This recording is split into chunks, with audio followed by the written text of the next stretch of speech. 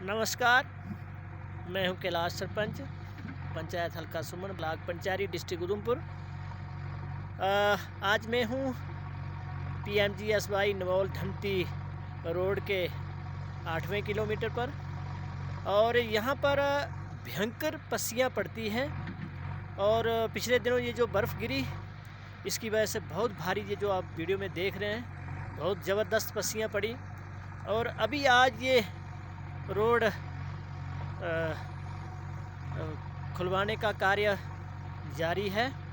और ये देखें, आपके सामने JCB लगी हुई है, और ऑपरेटर बहुत ही मेहनत करते हुए, बहुत ही भारी पस्सी पड़ी हुई है यहाँ पर, और ये उठाते हुए। और आज ही सुबह ये JCB यहाँ पर पहुँची है, और यहाँ से आगे लगभग 300 घर हैं। और यहाँ पस्सियाँ पड़ने की वजह से ये घरों को आने जाने का साधन नहीं रहता है।